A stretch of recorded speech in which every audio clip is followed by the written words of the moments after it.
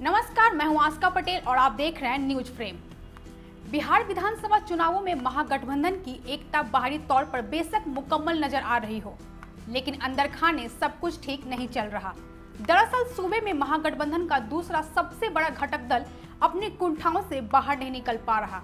देखिए पटना से ये खास रिपोर्ट। 90 के दशक में एक फिल्म आई थी, नाम था दूल्हे राजा।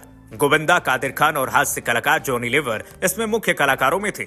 इस फिल्म के एक दृश्य की याद अनायास ताजा हो गई, जिनमें जॉनी लीवर कादिर खान को डबल क्रॉस करते हैं, लेकिन दावा उनके साथ होने का करते हैं। इन दिनों बिहार की सियासत में भी कुछ ऐसा ही माजरा दिखाई दे रहा है।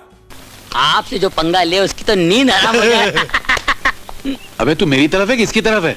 आप ही की तरफ। लखाक मेरी तरफ। कहीं कोई विवाद नहीं है। कहीं कोई विवाद नहीं है। सुना आपने, कोई विवाद नहीं है। तो फिर महागठबंधन के मुख्यमंत्री का चेहरा कौन होगा? इस पर कांग्रेस खुलकर भी कुछ कहने से क्यों बच रही है? जरा सुनिए। जब कांग्रेस के प्रदेश प्रभारी से पत्रकारों ने सवाल पूछा कि क्या पार्टी ने इसके लिए तेजस्वी के चेहरे पर मुहर लगा दी है, तो वो कैसे इस सवाल पर बचकर निकल गए। विपक्ष के तेजस्वी यादव को फेस को लेकर आप लोगों ने हाँ बोल दिया है।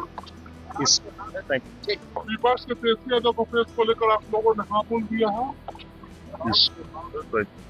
दरअसल बिहार में कांग्रेस की दुश्वारियों को समझना मुश्किल नहीं है।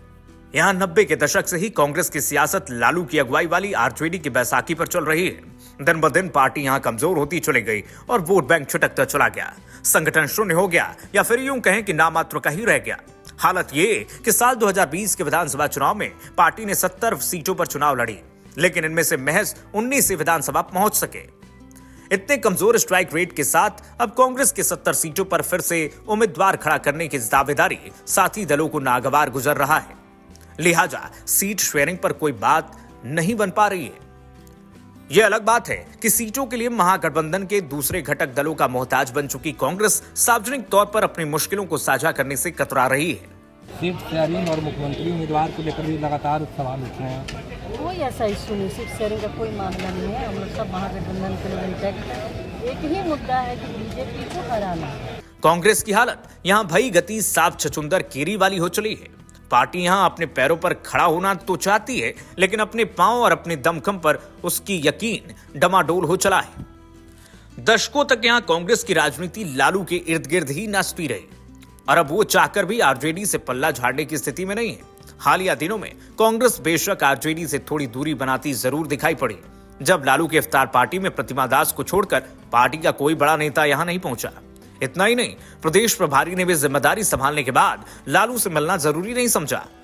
और हाल ही में प्रदेश की कमान संभालने वाले दलित नेता राजेश राम ने भी अब तक लालू के दरवाजे पर दस्तक नहीं दी है। हालांकि इससे कुछ बड़ा हासिल होता नजर नहीं आ रहा है। अलबत्ता सीट शेयरिंग में कांग्रेस की प्रेशर प्रैक्टिस के तौर पर इसे जरूर देखा जा सकता है। न्यूज फ्रेम के लिए पटना से गौतम मयंक की रिपोर्ट।